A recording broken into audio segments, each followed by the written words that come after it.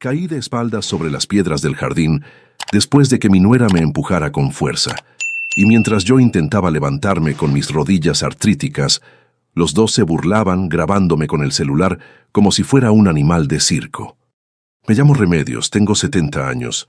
Fui jueza en el Tribunal Superior de Justicia de la Ciudad de México durante 32 años. Y lo que ese par de víboras no sabe es que esta casa colonial tiene más cláusulas legales escondidas que piedras en sus muros de cantera, y mi memoria sigue siendo más afilada que cualquier navaja. Pero antes de entrar en la historia, apóyanos dándole like y suscribiéndote ahora mismo. También quiero saludarlos. Déjenme en los comentarios su nombre, su ciudad, ideas. Gracias. Llevaba casi 3 horas en el jardín trasero de mi casona en Coyoacán, intentando salvar las bugambilias que mi difunto esposo Armando había plantado 20 años atrás, antes de que un infarto fulminante se lo llevara y me dejara viuda en esta casa enorme llena de recuerdos. Cada flor morada que florecía era una conversación que ya no podía tener con él. Cada rosal era un aniversario que jamás volveríamos a celebrar. Para mí, este jardín no es solo un pedazo de tierra con plantas. Es mi santuario, mi conexión con el pasado, el único lugar donde puedo llorar sin que nadie me juzgue. Pero desde hace 7 meses, mi refugio se ha convertido en campo de batalla. Todo comenzó cuando Mauricio, mi hijo único, apareció en mi puerta con Citlali, su esposa, y 2 maletas baratas llenas de excusas ensayadas. «Mamá, es solo temporal», me dijo Mauricio con esa voz de niño desvalido que siempre usó para manipularme desde que era pequeño. El negocio de las refacciones quebró. Necesitamos un lugar donde quedarnos mientras nos recuperamos. Yo, con ese maldito corazón de madre que perdona todo, que justifica todo, que aguanta todo, les abrí las puertas de par en par. No de cualquier casa, sino de la casona colonial del siglo XVIII que compré con mi salario de jueza, sentencia tras sentencia, caso tras caso, durante 3 décadas de trabajo. Citlali mostró su verdadera naturaleza en menos de 2 semanas. Al principio fueron comentarios venenosos sobre lo viejo de mis muebles coloniales, lo anticuado de mi decoración con talavera poblana, lo innecesario de mi biblioteca jurídica. «Esto parece museo, no casa», decía riéndose. Luego empezó a adueñarse de espacios. Mi estudio donde preparaba mis sentencias se convirtió en su cuarto de yoga. Mi cocina con azulejos artesanales se volvió su territorio exclusivo, donde yo no podía ni calentar un té sin recibir miradas de odio. Pero yo callaba. Me tragaba la humillación y callaba por Mauricio, porque pensaba que mantener la paz familiar valía más que mi dignidad. Qué tonta fui. La paz no se negocia con terroristas emocionales. Esa tarde de octubre, el calor era insoportable en la Ciudad de México. Yo llevaba mi sombrero de palma deshilachado, ese que compré en Oaxaca hace 15 años, y mis guantes de jardinería manchados de tierra roja. Estaba de rodillas junto al muro de piedra, podando las bugambilias que se habían enredado demasiado, cuando escuché pasos apresurados detrás de mí. No tuve tiempo de voltear. Sentí 2 manos empujándome con fuerza entre los omóplatos. El empujón fue tan violento que perdí el equilibrio y caí hacia adelante, golpeándome la cadera contra el borde de piedra del jardín antes de aterrizar de espaldas sobre el piso de cantera irregular. El dolor fue instantáneo y agudo, como si me hubieran clavado un cuchillo en la cadera.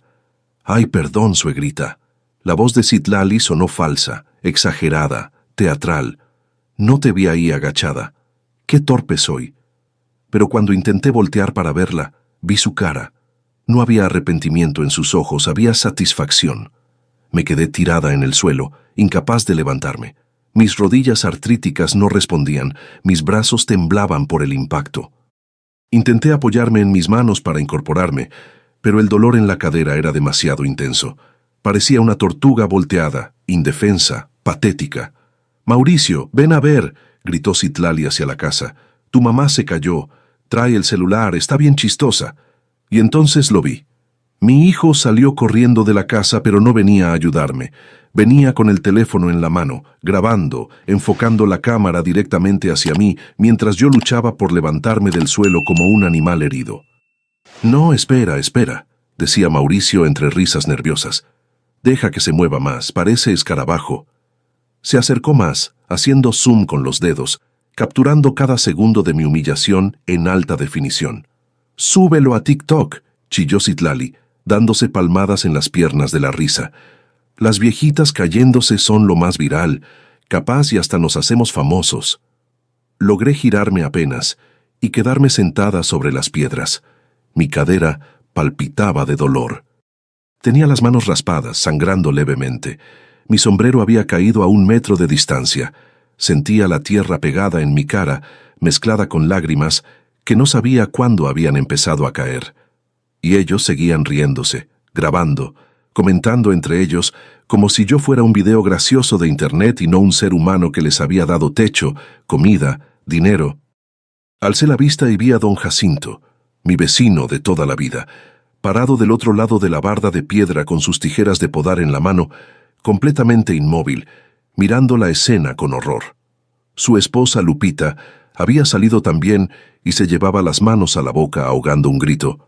Mis vecinos, testigos de mi degradación pública, viéndome tirada en el suelo de mi propio jardín mientras mi familia me convertía en espectáculo. Esa mirada de lástima en los ojos de don Jacinto fue lo que rompió algo dentro de mí. No sentí más vergüenza, no sentí más tristeza. Lo que sentí fue una ira fría, calculada, metálica, la misma ira que sentía en la sala del tribunal cuando tenía frente a mí a un criminal que se creía intocable, que pensaba que la ley no aplicaba para él. Lentamente, usando toda mi fuerza de voluntad, logré ponerme de rodillas. Luego, apoyándome en el muro de piedra, me puse de pie.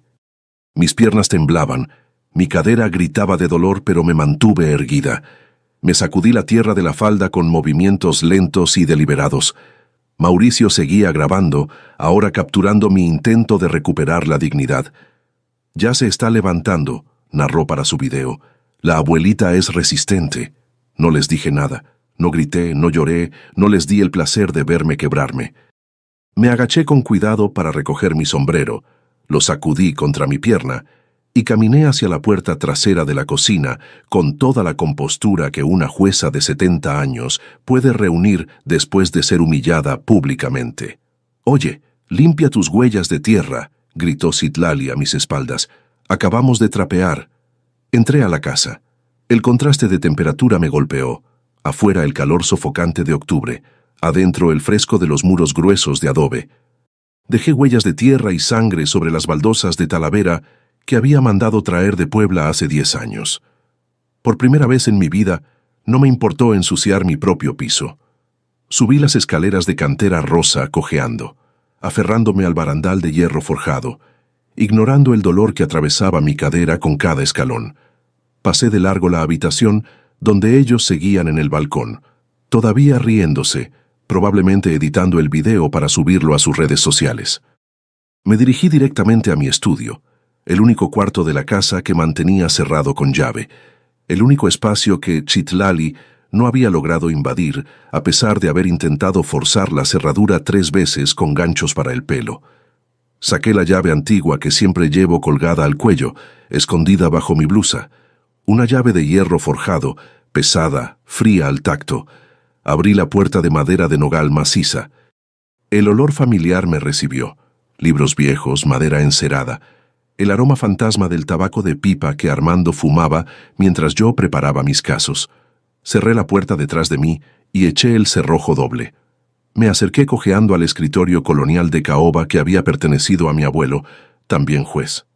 Me senté en la silla de cuero con respaldo alto. Mis manos temblaban, pero ya no era por la edad ni por el dolor de la caída. Temblaban por la adrenalina pura que corría por mis venas. Abrí el cajón inferior izquierdo, donde guardaba mi caja fuerte personal, disfrazada como un tomo grueso de la Enciclopedia Jurídica Mexicana. Marqué la combinación: 150876. La fecha de nacimiento de Mauricio. Qué irónico que el número que protegía mis documentos más importantes fuera el día en que nací mi mayor decepción. La puertecita metálica se abrió con un clic suave. Adentro no había joyas ni efectivo. Había algo mucho más valioso: documentos legales, escrituras originales con sus sellos notariales y una agenda de piel desgastada con bordes dorados donde guardaba los contactos más importantes de mis 3 décadas en el sistema judicial. Amigos, cada historia que les cuento sale todos los días, pero YouTube solo se las mostrará si tocan el botón rojo de suscribirse. Toquen suscribirse, activen la campanita y nunca se perderán una historia. Gracias. Saqué la escritura de la casa. Mis ojos, aunque cansados, recorrieron con precisión las cláusulas que yo misma había revisado con mi notario hace años. Mauricio y Citlali creían que por ser mi hijo único, él tenía derechos automáticos sobre esta propiedad. Creían que yo era una anciana frágil y olvidadiza, que dependía de ellos para no morir sola.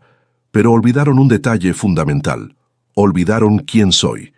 Durante 32 años dicté sentencias en casos de derecho civil, familiar y penal. Redacté resoluciones que sentaron jurisprudencia. Enseñé en la Facultad de Derecho de la UNAM durante 15 años. Y lo más importante, nunca, jamás, dejé un cabo suelto en mi vida personal. La casa no está a mi nombre. Está a nombre de un fideicomiso privado del cual yo soy la única beneficiaria y administradora vitalicia. Y cuando Mauricio y Citlali llegaron hace 7 meses pidiendo refugio, yo no fui tan ingenua como para simplemente dejarlos entrar.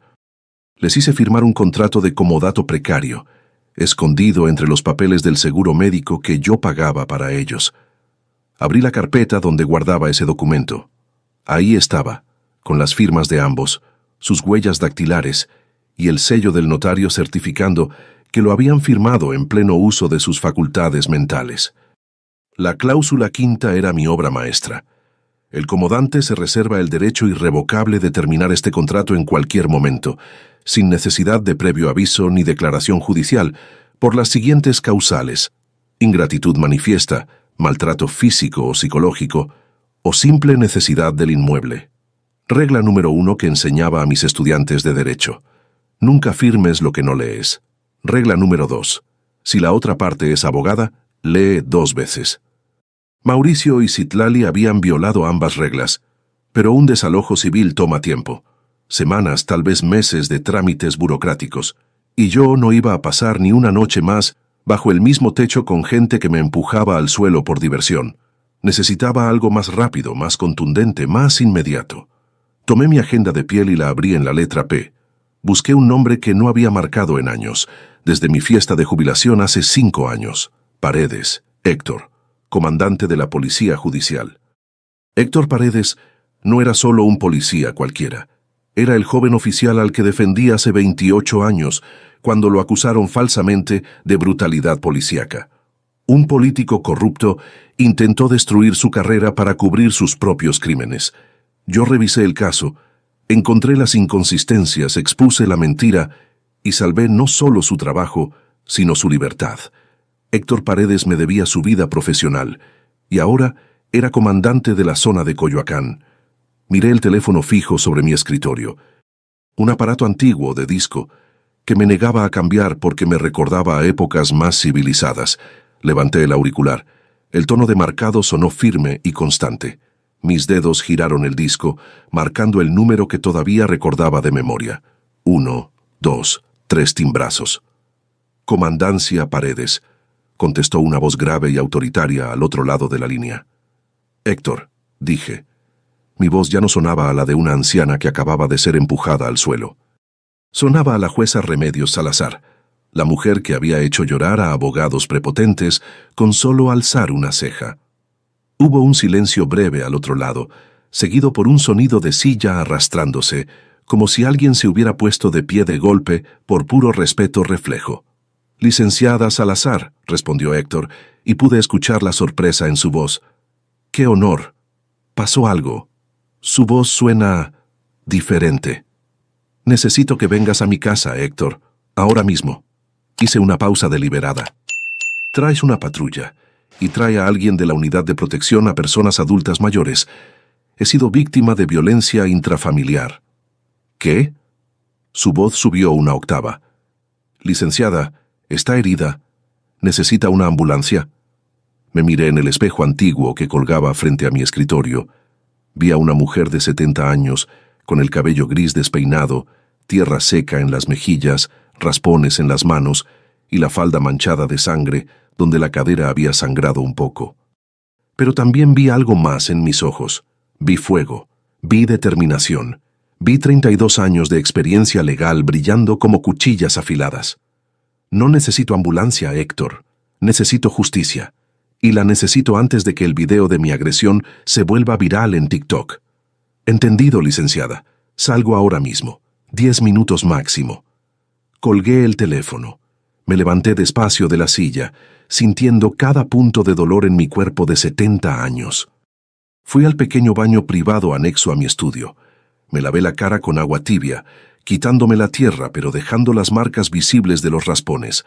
Me sequé con una toalla blanca que se manchó de marrón rojizo. No me cambié de ropa. No me peiné. Quería que los oficiales vieran exactamente cómo me había dejado la agresión. La evidencia física es la más poderosa en cualquier caso, y yo iba a usar cada raspón, cada mancha, cada prueba visible de maltrato. Me senté de nuevo en mi sillón y esperé. Abajo podía escuchar risas, el sonido de una botella descorchándose. Música de banda sonora empezó a sonar, probablemente desde el equipo de sonido que Mauricio había instalado en mi sala sin pedirme permiso. «¡Mamá!», gritó Citlali desde la planta baja. Su voz tenía ese tono mandón que había perfeccionado en estos 7 meses. «Baja a limpiar tu cochinero del jardín. Dejaste piedras regadas y se ve horrible». No respondí.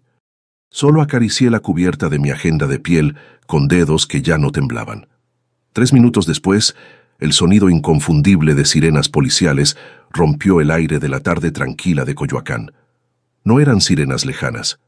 Eran sirenas que se acercaban rápidamente, deteniéndose justo afuera de mi casa con un chirrido de llantas. Las sirenas que anunciaban que el teatro había terminado. Era hora de la sentencia. Desde mi estudio en el 2º piso, escuché el golpe autoritario de puños contra la puerta principal. 3 golpes secos, oficiales, que hacían retumbar la madera maciza de la puerta colonial. Abajo, la música de banda se cortó de golpe. Las risas cesaron instantáneamente, como si alguien hubiera presionado un botón de silencio.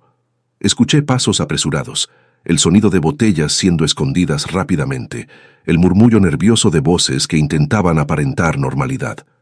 Desde el descansillo de la escalera, oculta en la penumbra del pasillo superior, observé la escena que se desarrollaba abajo. Mauricio caminaba hacia la puerta con esa confianza artificial del que nunca ha enfrentado consecuencias reales. Citlali lo seguía, todavía con una copa de mi vino francés en la mano, mirando hacia la puerta con más irritación que preocupación. «¿Quién toca así?», refunfuñó Mauricio, pasándose la mano por el cabello despeinado, como si estuvieran derribando la puerta. «Seguro es el del gas que se equivocó de casa», dijo Citlali recargándose en el marco de la sala.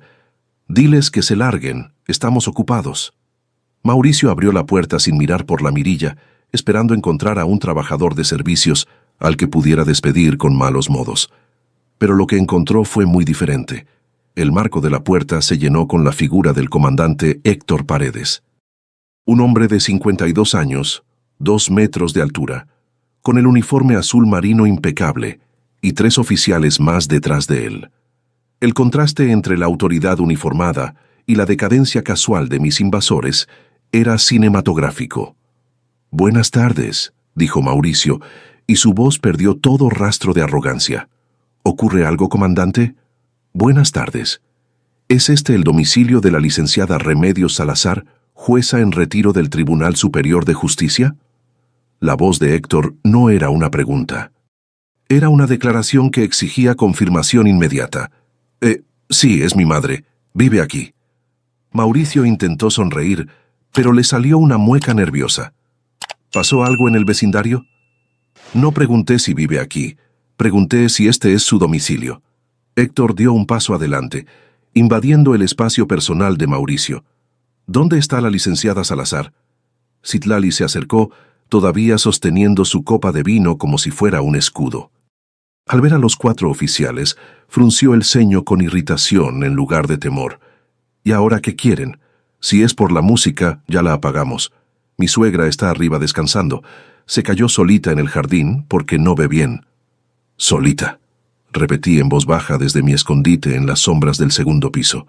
Sentí cómo la rabia volvía a hervir en mis venas. Héctor sacó una libreta. Recibimos una llamada de emergencia reportando violencia física contra un adulto mayor.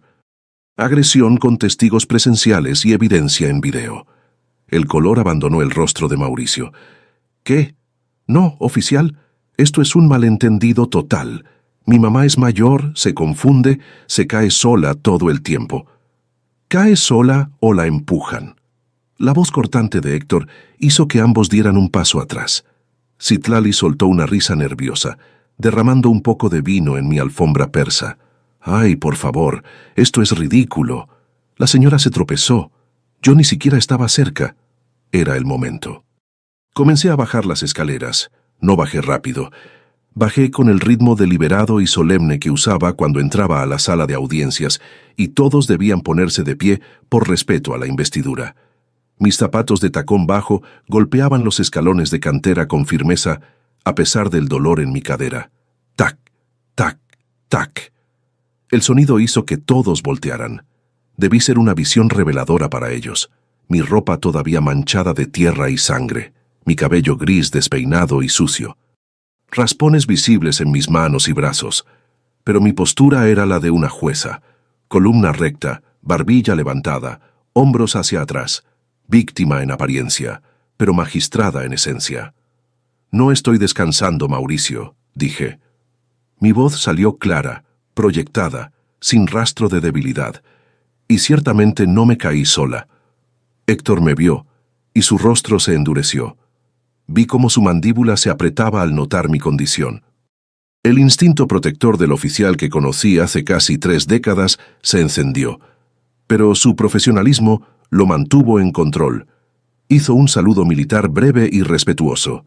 «Licenciada Salazar», dijo, y el uso de mi título completo no fue casual. Era un recordatorio para todos los presentes de quién era yo. Recibimos su llamada. Reporte de agresión física con lesiones visibles. La frase cayó en la sala como una granada. «¿Tú los llamaste?» Mauricio me miró con una mezcla de incredulidad y miedo creciente. «Mamá, por favor, esto es exagerado. Fue un accidente. Citlali no quiso...» «¿No quiso qué?», lo interrumpí, bajando el último escalón y plantándome frente a él. «No quiso empujarme con ambas manos entre los omóplatos. No quiso que cayera sobre las piedras del jardín. No quiso que ustedes dos me grabaran mientras yo sangraba en el suelo, incapaz de levantarme». Citlali abrió la boca para protestar, pero Héctor levantó una mano autoritaria. «Señora, le sugiero que no diga nada más sin presencia de un abogado». Se giró hacia mí. «Licenciada, ¿hay testigos de la agresión?» «2, don Jacinto Mendoza y su esposa Lupita, mis vecinos. Estaban en su jardín cuando ocurrió. Y además, señalé el teléfono en el bolsillo del pantalón de Mauricio. El agresor secundario tiene evidencia videográfica del incidente en su dispositivo móvil». Mauricio se llevó la mano al bolsillo instintivamente, protegiendo el teléfono. Su rostro palideció completamente. Eso es privado. No pueden... En caso de flagrancia o riesgo de destrucción de evidencia en un delito de violencia familiar, la autoridad tiene facultades precautorias para asegurar el material probatorio, recité de memoria, saboreando cada palabra legal. Código Nacional de Procedimientos Penales, artículo 266, y como propietaria de este inmueble, otorgo mi consentimiento total para el registro. Héctor asintió. «Señor, entregue el teléfono voluntariamente para su revisión o lo incautaremos bajo protocolo de cadena de custodia. Si encontramos que borró el archivo, eso constituye obstrucción de justicia, lo cual es delito grave con prisión preventiva». Mauricio miró a Citlali. Citlali miró a Mauricio. El miedo reemplazó completamente a la arrogancia. Vi cómo se desmoronaba la máscara de superioridad que habían llevado durante 7 meses. «Dame el teléfono», dijo Héctor extendiendo la mano. No fue una petición. Con manos temblorosas, Mauricio sacó el teléfono y lo entregó. Héctor se lo pasó a uno de los oficiales. «Revise el archivo de videos más reciente». El oficial deslizó el dedo por la pantalla. Su expresión profesional se endureció al ver el contenido. Subió el volumen. El sonido llenó mi sala, el ruido del impacto, mi quejido de dolor, las risas de ambos, la voz de Citlali diciendo, súbelo a TikTok, las viejitas cayéndose son lo más viral. La voz de Mauricio narrando, parece escarabajo. El silencio que siguió fue absoluto. Hasta el sonido de la calle pareció detenerse. Héctor levantó la vista del teléfono y miró a Citlali con un desprecio que ningún uniforme podía ocultar. Luego miró a Mauricio. ¿Se cayó sola?, dijo Héctor con voz cortante. ¿Un accidente? Nosotros... Citlali intentó hablar, pero su voz era apenas un hilo. «Comandante», dije con calma, «quiero presentar cargos formales por agresión a persona adulta mayor, maltrato familiar y lesiones. Y solicito medidas cautelares inmediatas, orden de alejamiento y desalojo del inmueble». «Mamá, no», gritó Mauricio. «No puedes hacernos esto. No tenemos a dónde ir». Lo miré directamente a los ojos. Esos mismos ojos que una vez me miraron con amor cuando lo consolaba de pesadillas infantiles. Ahora solo veía a un extraño que me había convertido en entretenimiento viral. Deberías haber pensado en eso antes de empujarme al suelo y reírte mientras yo sangraba. Héctor se aclaró la garganta con autoridad. Licenciada Salazar, basándonos en la evidencia visual y su testimonio, procederemos a levantar el acta correspondiente. ¿Desea que los detengan en este momento o prefiere las medidas cautelares? Miré alrededor de mi sala. Las fotografías de Mauricio y Citlali habían reemplazado a las de Armando y yo. Sus revistas estaban desparramadas sobre mi mesa de centro colonial. Sus zapatos caros, pagados con mi dinero, estaban tirados junto a mi sofá de terciopelo. Habían convertido mi hogar en su resort personal con servidumbre gratuita. Si los arrestaban ahora sería un escándalo mediático. Hijo de jueza arrestado por agredir a su madre. No, yo no quería un circo público. Quería algo mucho más efectivo. Quería mi vida de vuelta. Quería mi paz. Y quería que aprendieran que la dignidad humana no es negociable, sin importar la edad. «No quiero arrestos hoy, comandante», dije finalmente. Mauricio soltó un suspiro de alivio prematuro. Pobre ingenuo. Quiero que se levante el acta circunstanciada completa. Quiero que el video se incorpore como prueba certificada con cadena de custodia. Quiero copia del parte médico que documentará mis lesiones. Y quiero una orden de alejamiento preventiva con desalojo inmediato. ¿Desalojo? Citlali recuperó algo de voz, aunque sonaba chillona y desesperada. ¿A dónde vamos a ir? Es de noche. No tenemos dinero para hotel. Miré a Citlali sin parpadear. Tienes un auto. Tienes familia. Tienes opciones. Yo también las tenía cuando me pediste que les abriera mis puertas hace 7 meses. La diferencia es que yo las usé con generosidad. Ustedes las desperdiciaron con crueldad. «Pero somos familia», suplicó Mauricio, y vi lágrimas genuinas en sus ojos. Lágrimas de miedo, no de arrepentimiento. «No puedes dejarnos en la calle. Soy tu hijo». «Eres mi hijo», repetí, y cada palabra me costó un pedazo de corazón. Pero parece que ese título perdió todo significado cuando decidiste grabarme tirada en el suelo, sangrando para subirlo a redes sociales. Ahora usaremos otros títulos. Yo soy la víctima. Ustedes son los agresores. Si quieren saber cómo termina esta historia y conocer muchas más, denle al botón rojo de suscribirse. Es gratis y me ayuda muchísimo. Héctor asintió. Con base en el Código Penal y la Ley General de Acceso de las Mujeres a una Vida Libre de Violencia, que incluye protección a adultos mayores, procederé a emitir la orden de alejamiento temporal. Tienen 2 horas para recoger pertenencias personales básicas, ropa y artículos de aseo. Nada más. Me giré hacia uno de los oficiales. Por favor, tome fotografías del estado de mi sala, mi cocina y las habitaciones que ocuparon. Quiero documentación completa del deterioro de mi propiedad. Mamá, esto es una exageración total, intentó Mauricio con un último destello de su vieja arrogancia. Fue una caída. Te resbalaste. Podemos arreglarlo en familia sin meter a la policía. La familia no empuja a sus ancianos al suelo, respondí con voz de acero.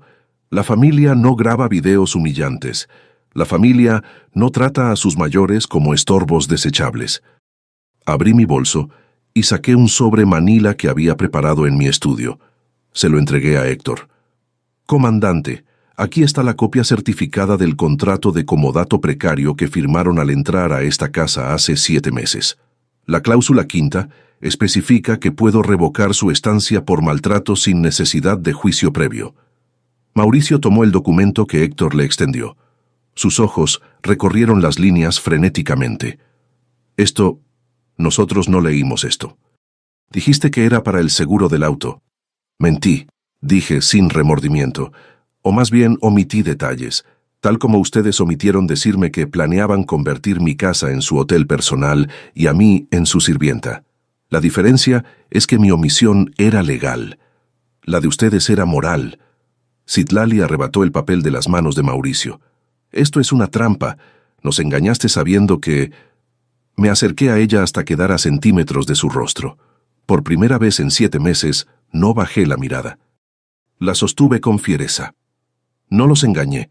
Los protegí de su propia estupidez al darles un contrato legal en lugar de simplemente dejarlos entrar.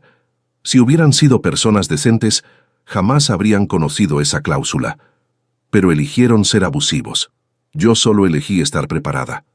Uno de los oficiales regresó de recorrer la casa. Comandante, hay señales de daños en varios espacios. Una puerta forzada, manchas de líquido en alfombras, muebles movidos sin cuidado. Documente todo, ordenó Héctor. Se giró hacia Mauricio y Citlali. Tienen 2 horas. Empaquen solo lo suyo. Si tocan algo que pertenezca a la licenciada, será cargo adicional de robo. La siguiente hora fue un caos controlado.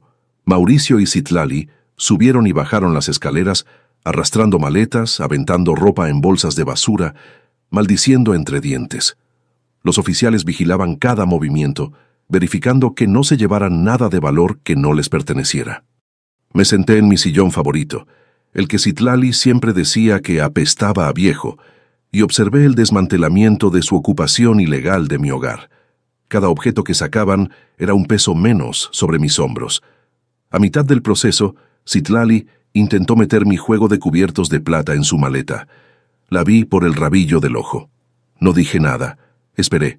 Cuando cerró la maleta, uno de los oficiales se acercó. «Señora, abra la maleta para revisión final». «Ya la revisaron», protestó ella. «Ábrala».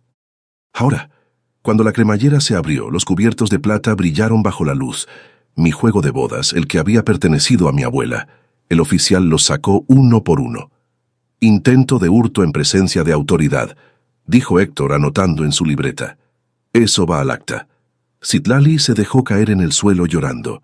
No eran lágrimas de arrepentimiento, eran lágrimas de una ladrona atrapada con las manos en la masa. «Por favor, Remedios», sollozó usando mi nombre en lugar de suegra por primera vez en meses. «No tenemos nada. Necesitamos vender algo para comer». «Deberían haber pensado en eso antes de gastar mi dinero en ropa de marca y vinos caros», respondí sin una pizca de compasión. Mauricio no intentó defenderla. Se limitó a seguir empacando con movimientos mecánicos como un autómata. Había abandonado toda pretensión de dignidad. A las 9 de la noche, el último viaje estaba completo. Sus pertenencias estaban amontonadas en la banqueta, un montículo patético de maletas baratas y bolsas de basura. No habían conseguido camioneta de mudanza. No tenían dinero. No tenían plan. Héctor les entregó una copia del acta. Esta orden de alejamiento es válida por 6 meses. No pueden acercarse a menos de 200 metros de este domicilio o de la licenciada Salazar. Cualquier violación resultará en arresto inmediato.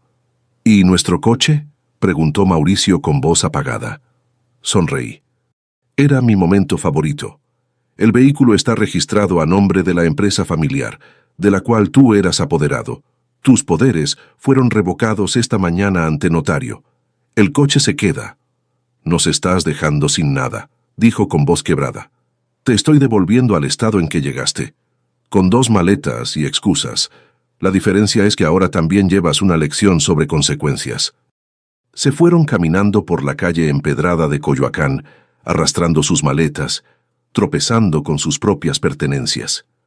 Los vecinos habían salido a sus ventanas y puertas, observando el espectáculo en silencio. Don Jacinto me saludó con respeto desde su jardín. Ya no había lástima en sus ojos, había admiración. Cuando doblaron la esquina y desaparecieron de mi vista, Héctor se acercó a mí. ¿Está bien, licenciada? Respiré profundo. El aire olía a jazmín de mi jardín, limpio, puro, mío otra vez. Ahora sí, Héctor, ahora sí estoy bien. Los oficiales se retiraron dejándome sola en mi casa por primera vez en 7 meses. El silencio que siguió no era vacío. Era un silencio limpio, casi sagrado, como el que sigue después de una tormenta violenta cuando el aire huele a tierra mojada y promesas nuevas. Caminé lentamente por mi sala recién liberada. Cada paso me dolía por la cadera golpeada, pero era un dolor diferente al que había sentido estos meses. Este dolor tenía sentido. Este dolor significaba resistencia, no humillación. Recogí del suelo una fotografía que se les había caído al empacar apresuradamente. Era de su boda 3 años atrás. Yo estaba ahí sonriendo orgullosa, creyendo que mi hijo había encontrado una buena compañera. Qué ciega estuve. Rompí la foto en pedazos pequeños y la tiré a la basura sin remordimiento. Esa noche no dormí. Me quedé sentada en mi sillón con una taza de té de manzanilla que se fue enfriando sin que le diera un solo sorbo. Mi mente repasaba cada momento de los últimos 7 meses, identificando las señales que ignoré, los límites que no puse, las veces que tragué humillación pensando que estaba manteniendo la paz familiar. Al amanecer, llamé a Lupita, la esposa de don Jacinto. Ella llegó media hora después con un tupperware lleno de tamales oaxaqueños y ojos llenos de preocupación. «Remedios, ¿estás bien? Anoche vimos todo. Don Jacinto está preparado para declarar como testigo si lo necesitas». Nos sentamos en mi cocina, esa cocina que Citlali había convertido en su territorio prohibido, y por primera vez en meses preparé café en mi propia cafetera italiana sin tener que pedir permiso o soportar miradas de desprecio. «Lupita, quiero que me ayudes con algo», le dije. «Quiero que corras la voz en el vecindario, que las mujeres mayores sepan que pueden venir a mi casa los jueves por la tarde. Voy a ofrecer asesoría legal gratuita». Los ojos de Lupita se iluminaron. «¿En serio? Hay remedios. Hay tantas señoras que necesitan ayuda. La comadre Chuy, su hijo le está pidiendo que firme la casa. Doña Meche, sus nietos quieren que venda su terreno para darles el dinero». «Exacto», dije. «Y ninguna de ellas sabe cómo protegerse legalmente, porque creen que decir que no es ser mala madre o mala abuela». En las siguientes semanas, mi casa se transformó. Los jueves por la tarde, mi jardín se llenaba de mujeres de 60, 70, 80 años. Traían sus papeles, sus dudas, sus miedos, y yo les enseñaba a leer contratos, a detectar fraudes, a establecer límites legales con familia abusiva. Lo llamamos el Club de las Bugambilias, aunque Lupita bromeaba que debería llamarse el Sindicato de las Abuelas Inconformes.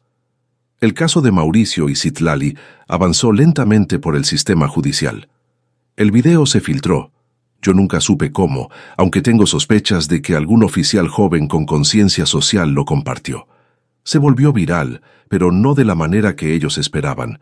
No era un video gracioso de abuelita torpe. Era evidencia clara de maltrato familiar que generó indignación nacional. Mauricio perdió su trabajo cuando su empleador vio el video. Citlali fue despedida de la boutique donde trabajaba medio tiempo. Los amigos que siempre los invitaban a fiestas dejaron de contestar sus llamadas. Mi abogado, el licenciado Arturo Solís, vino una tarde con noticias. Nos sentamos en mi estudio rodeados de libros jurídicos y ese olor a madera vieja que tanto amo. «Remedios, Mauricio ha pedido audiencia de conciliación. Quiere hablar». «¿Para qué? ¿Para pedirme dinero? ¿Para suplicar que retire los cargos?» «No lo sé, pero legalmente tienes derecho a escucharlo si quieres, o puedes negarte completamente». Pensé durante largo rato, observando por la ventana mi jardín donde las bugambilias florecían más hermosas que nunca, como si ellas también supieran que la toxicidad había sido expulsada. «Acepto», dije finalmente. «Pero aquí, en mi casa, con testigos presentes, no voy a ningún tribunal donde él pueda hacerse la víctima». La reunión se programó para un martes por la tarde. Arturo estaba conmigo, junto con Héctor Paredes como observador oficial. Mauricio llegó solo. Citlali, según supe después, lo había abandonado 2 semanas antes, yéndose con sus padres a Guadalajara. Mi hijo entró a mi sala caminando con los hombros caídos, 20 kilos más delgado, con ojeras profundas y ropa arrugada que no reconocí. Ya no era el hombre arrogante que me empujó al suelo, era una sombra vencida. «Mamá», dijo, y su voz se quebró inmediatamente. Se dejó caer de rodillas frente a mí. «Perdóname, por favor, perdóname». Lloró. Lloró como no lo había visto llorar desde que tenía 5 años y se cayó de su bicicleta. Pero estas lágrimas no me conmovieron como aquellas. Estas lágrimas venían de consecuencias enfrentadas, no de dolor inocente. «¿Qué quieres, Mauricio?», pregunté con voz neutral. «Necesito...». Se limpió la nariz con la manga. «Necesito que me perdones. Necesito que entiendas que yo no quería hacerte daño. Citlali me presionaba, me hacía sentir que si no la apoyaba en todo, me iba a dejar. Y yo fui débil». «Fuiste cómplice», corregí. «Fuiste el que sostenía la cámara, el que narró mi humillación, el que se rió». Lo sé y me odio por eso. Cada noche veo ese video en mi cabeza y no puedo dormir. He perdido todo, mamá. Mi trabajo, mi esposa, mis amigos, mi dignidad. «Bienvenido al club», dije sin emoción. «Yo también perdí todo eso cuando me convertiste en tu entretenimiento viral. La diferencia es que yo no lo merecía». Arturo intervino. «Remedios. Mauricio ha ofrecido una disculpa pública por escrito y está dispuesto a cumplir trabajo comunitario como parte de un acuerdo reparador. También ha iniciado terapia psicológica». «¿Y qué quieres a cambio?», le pregunté directamente a Mauricio. «Nada», dijo, y pareció sincero. «Bueno, no nada. Quiero que algún día, no ahora, tal vez en años puedas perdonarme. No espero que me recibas de vuelta en tu casa. No espero dinero. Solo quiero que sepas que estoy tratando de ser mejor persona». Lo miré durante largo tiempo. Vi al niño que crié, al adolescente que defendí, al adulto que me traicionó. Pero también vi algo nuevo. Un hombre comenzando a entender que las acciones tienen precio. El perdón se gana con tiempo y acciones consistentes, no con lágrimas de una tarde, dije finalmente. «Acepto tu disculpa pública. Acepto que cumplas trabajo comunitario. Pero no retiraré los cargos. Quiero que quede en tu expediente permanente lo que hiciste. Quiero que cada vez que alguien busque tu nombre, encuentre la verdad». «Lo entiendo», dijo.